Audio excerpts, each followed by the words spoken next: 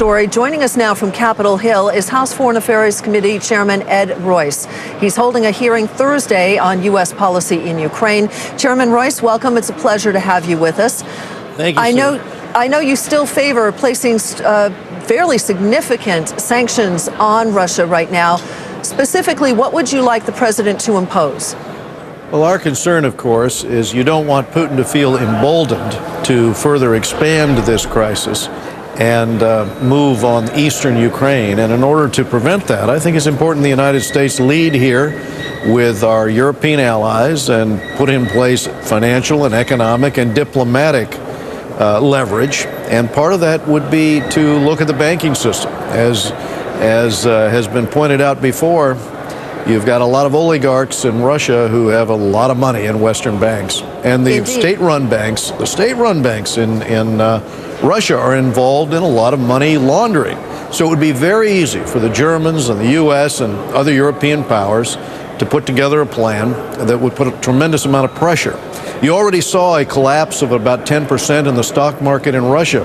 Now, unfortunately, unless we get this thing solved, you're going to see a tremendous amount of upheaval, but especially you're going to see it in Russia itself. And so our suggestion is first, isolate Russia diplomatically by forcing them at the UN to vote against the Security Council resolution on the independence of the Ukraine. That would hurt. And second, move with sanctions legislation, which we're going to be working with our counterparts on the Senate side to come up with bipartisan legislation to do just this. You mentioned the oligarchs, and one suggestion from various corners is to put visa restrictions on those oligarchs, and that because they're very wealthy, obviously, they tend to travel, they like to have their freedom, that might in turn put some pressure on Mr. Putin. Would that be on the table or not?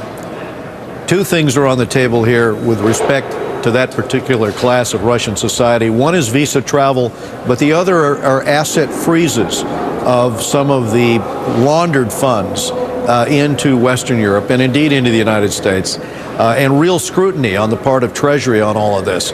Now, this can all be worked out, but what is necessary, and I noticed that Chancellor Merkel was on the phone, she speaks Russian, with Putin the other day. I think she's trying to search for a way. She's supportive of this approach, in terms of putting leverage on Russia, but she's searching for this exit ramp, I think, for Putin.